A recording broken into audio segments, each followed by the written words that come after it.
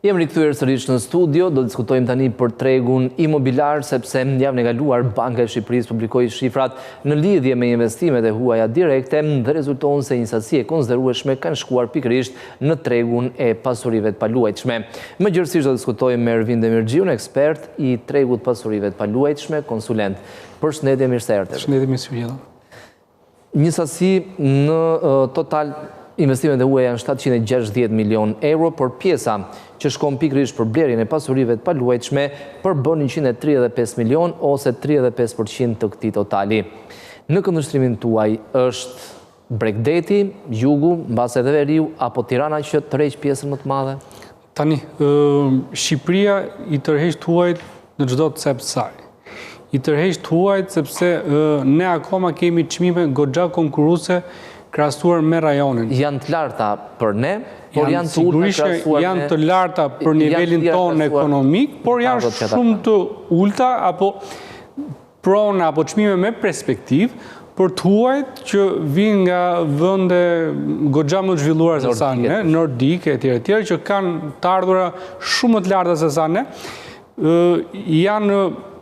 janë persona apo investitor që i njohin këto vend, do në zhvillimet si vendi jonë, do njohin e dinë se ku do shkoj kurba e çmimeve dhe janë pikërisht këto që vinë investojnë në Shqipëri. Pra përfitojnë tani. Sigurisht që vinë përfitojnë. Vinë, blejnë me një çmim relativisht të lartë për ne, por shumë të mirë për ta, por me pritjen, me perspektivën që çmimet do rriten akoma më shumë dhe për të rishitur. Pra e bëjnë edhe në formë investimi, jo thjesht për të pasur një shtëpi në Shqipëri. Një pjesë e mirë janë për investime. Një pjesë e mirë janë për investime. Këto blejnë në Tiranë, blejnë në Bregdete, në rezidenca etj.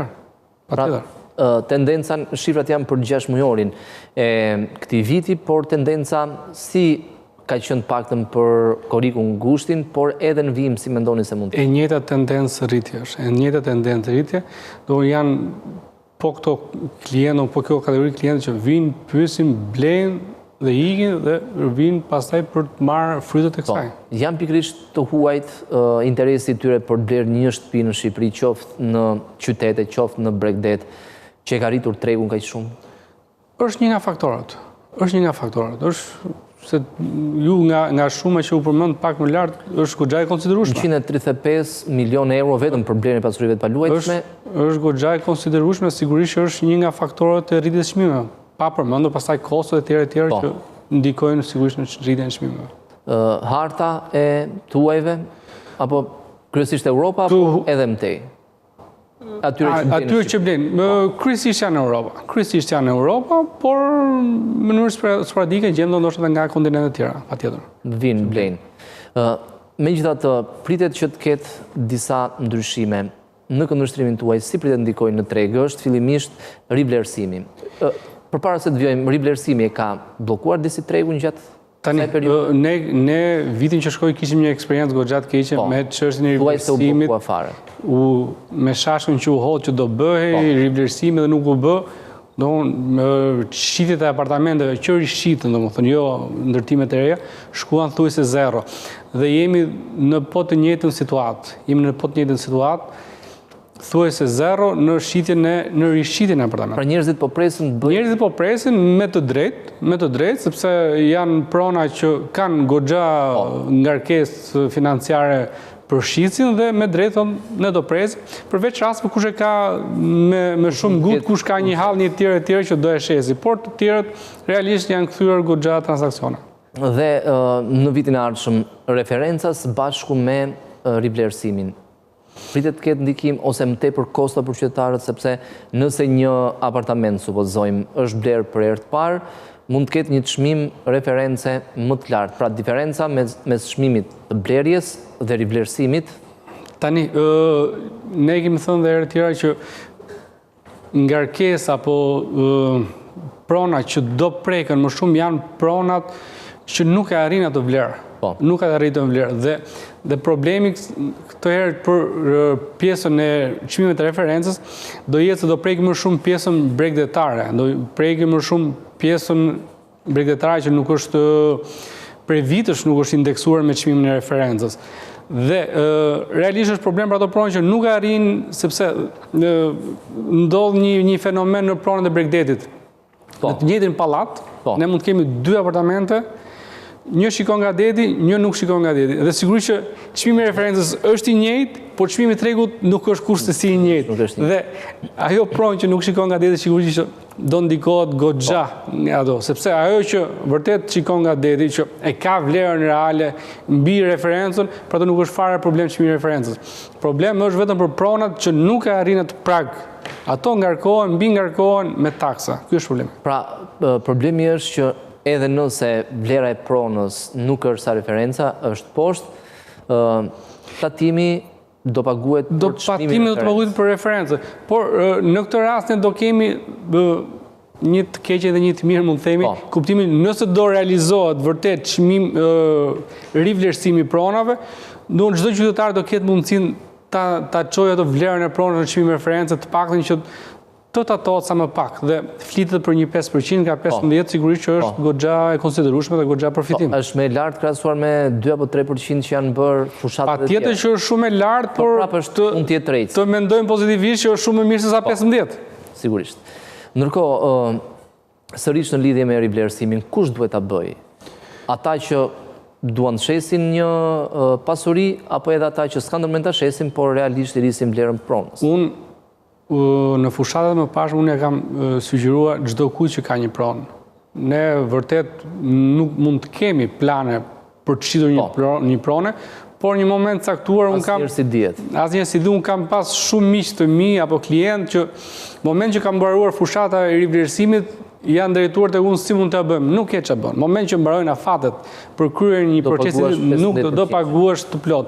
Pra, kushdo që ka mundësinë për ta bërë, edhe nëse nuk ka plan për ta shitur, le ta bëj. Është një përfitim që nuk i humbet vlera kurrë. Kurdo që ta shesat pronë, do i ketë përfitim ato para që do paguaj. Nëse kanë mundësi, do ta bëjmë patjetër. Pastaj janë prona, mund flasim për trojet, për tokat. Janë që mund të jenë buzë rruge, që mund të një të ardhme mund të zgjerohet rruga etj. Këto do ta bëjmë patjetër. Sepse nëse nuk e bëjnë, ato do dëmë shpërblim me çmimin e referencës. Se ndodhi me autostradën Thuman-Kashar. Janë dëmë shpërblim me çmimin qesharake. Ndërkohë që vlera reale e pronave aty është 10 fish, minimalisht 10 fish. Më shumë ato janë...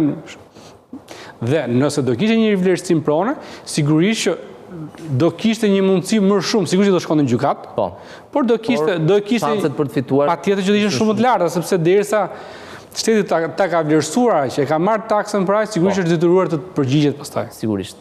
Ndërkohë, në lidhje me rivlerësimin sërish, mendoni se 15% ose pasi të përfundoj edhe kjo fushat, ai 15% që është gjithmonë jashtë periudhave të rivlerësimeve, mendoni se duhet ndryshoj dhe në këtë mënyrë e mbyllim edhe këtë fushat në rivlerësimit, ato që bëhen shpeshherë? Rivlerësimi është një keqe domosdoshme, por nuk është zgjidhje. Ne kemi thënë, nuk është as pak zgjidhje. Nëse kjo... Sa duhet të jetë tatimin në shitjen e pasurive të paluajtshme? Që t'jeti i kënaqshëm edhe për qytetarët, që ta deklarojnë realisht. Që t'jeti i kënaqshëm, unë mendoj që 7% do ishte ideale, askush s'do mendonte bënte diçka ndryshe. Edhe Narea shpeshherë ka bërë thirrje, madje ka edhe një propozim zyrtar për ta ulur pasi të përfundojë kjo fushat. Patjetër që duhet realisht. Duhet ulur është në të mirë të gjithë faktorëve. Edhe në të mirë të shtetit nuk kanë unë jam sigurt që do mbledh shumë më shumë fonde se sa mbledh. Sepse zgjerohet baza atyre që deklarojnë realisht. Patjetër që po.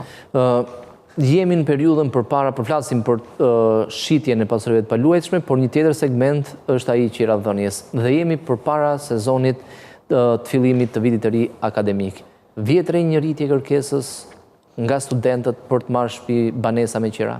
Tani, ne kemi thonë dhe herë tjera që shtatori nuk është një fillim vetëm për studentët, por është për çdo biznes. Është një si vit i ri fiskal. Është një ristart apo vit i ri vit i ri fiskal është për çdo biznes, sepse kalojnë pushimet dhe rifillojnë, apo janë bizneset që rihapen, dhe nuk janë vetëm apartamentet, janë zyrat që kanë shumë kërkesa, janë kapanonet, janë objekte industriale, janë të gjitha që kanë një kërkesë të shtuar në këtë periudhë. Sigurisht që një pjesë të madhe e zën apartamentet, sigurisht ato për pjesën e studentëve, por që është bërë pa mundur t'i akomodosh. Me çmimet që janë sot, për shkak të çmimeve, jo për shkak të çmimeve që është, domthon, se buxheti realisht buxheti i tyre është i reduktuar, është buxhet logjik, por buxhet i pamundur për tregun që ne jemi. Domthon, vinë me buxhete 400 euro që sot janë bërë të pamundura të gjindën. 400 euro s'ke shanse të kesh. Ne s'kemi asgjë, po ti futesh sistemi ton gjithë që është goxha i madh, nuk gjen asgjë me 400 euro. Pavarësisht se ku është, qoftë në zonat periferike, freska po tira. Është thuajse pamundur. Dhe sa mund të jetë një çmim minimal për shembull? Po fillojmë mbi 450 euro, që sigurisht nuk mund të flasim për një apartament shumë mirë të arreduar apo shumë mirë të aksesuar, thjesht është sipërfaqja dhe mënyra e akomodimit, do aftësia e akomodimit ajo që e bën atë vlerë. Ndërkohë, vitin e ardhshëm përveç referencës, përveç rivlerësimit, kryeministri Rama, të paktën nga ajo që ai deklaroi në një takim me arkitekt pak javë më parë, tha që do ndërmerren disa ndryshime të tjera, nuk do ndryshohet struktura, arkitektët do mbajnë përgjegjësi, mbase nuk do funksionojë edhe mënyra e kleringut, ku një ndërtues me klering merr çimenton, merr hekurin, merr dritaret, çdo gjë që nevojitet. Pra duhet të ketë kapitalin që në fillim. Të gjitha këto zhvillime, mendoni se mund ndikojnë në një rënje të mundshme të çmimeve? Apo është kërkesa shumë e lartë që mund ta ndalojë edhe këtë? Tani, këto ndryshime nuk mendoj që mund të bëjnë uljen e çmimeve, në mënyrë absolute jo. Këto ndryshime unë mendoj që duheshin bërë me kohë. Sepse sot ne po shikojmë ndërtues, persona apo kompani pas një lloj eksperience dhe pas një lloj buxheti apo pas një lloj paraje më njanë për ta filluar. Ai e fillon biznesin, e fillon pallatin vetëm me paratë atyre që shet apo që prenoton. Dhe kjo realisht shesin ajër praktikisht. Shesin ajër dhe e bën pallatin me paratë e individëve që blenë e porosisin. Kjo realisht nuk do ndodhi. Ka rrezik një praktikë e tillë? Sigurisht që ka rrezik. Ai të ngec mes punimeve dhe ku do përplasësh kohën si qytetar, ku të marrësh ato paratë që ka dhënë, nuk i merr dot më kurrë. Edhe një kontratë rezervimi që mund të kesh bërë me atë për kontrata rezervimi mund bëhet me një pagesë 20 apo 30% maksimum, apo hajde edhe 50% në fazat të caktuara. Ndërkohë fillon me 100%, 80%, do janë të frikshme realisht.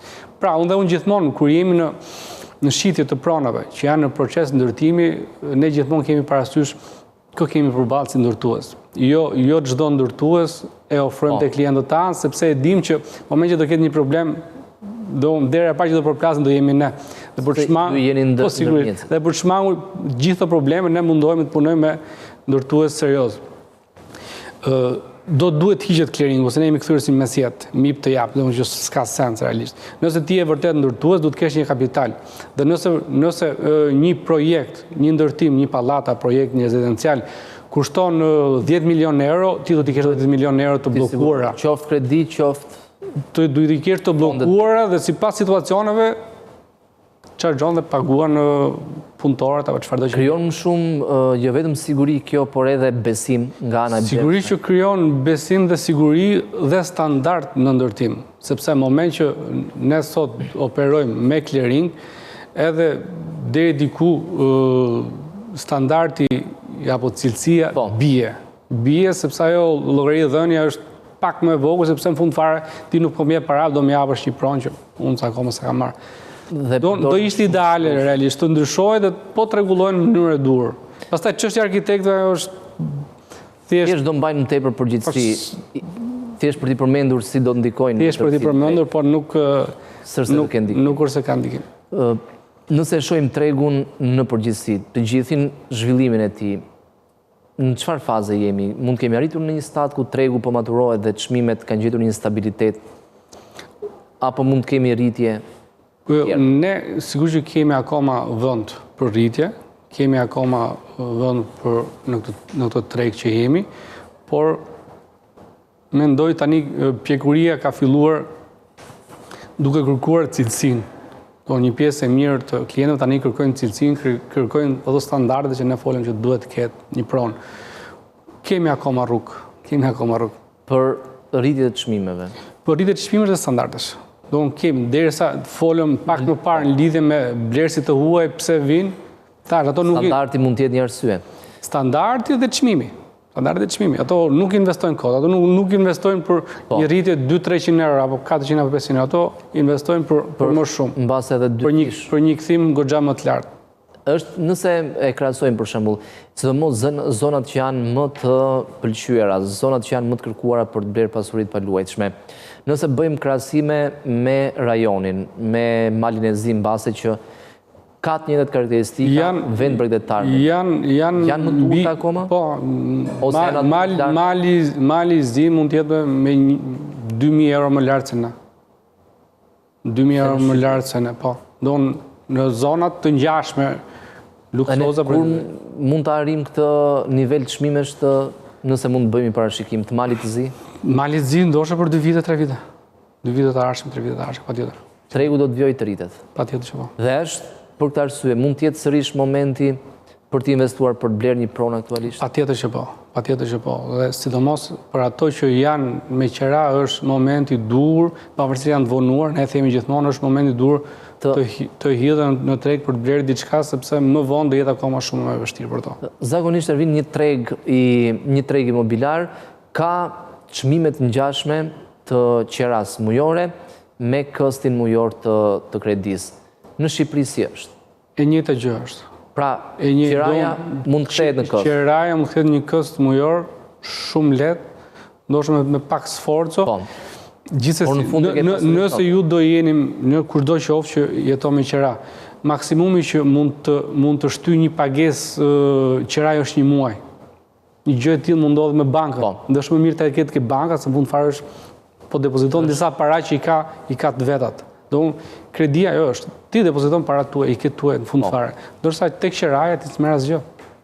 Ke marrë shërbimin dhe asgjë tjetër. Thjesht paguan dhe është edhe gjithmonë vlera në kohë e paras apo tendenca në rritje të çmimeve. Gjithmonë një qira do të vijojë të rritet. Patjetër që po, patjetër që po. Dhe për ta mbyllur bisedën, në kundërshtrimin tuaj, ku duhet të investojë një individ, qoftë shqiptar, qoftë i huaj, nëse flasim gjithmonë për të investuar me objektivin për të fituar, jo për të pasur një pasuri të paluajtshme. Është kryeqyteti apo është Bregdeti?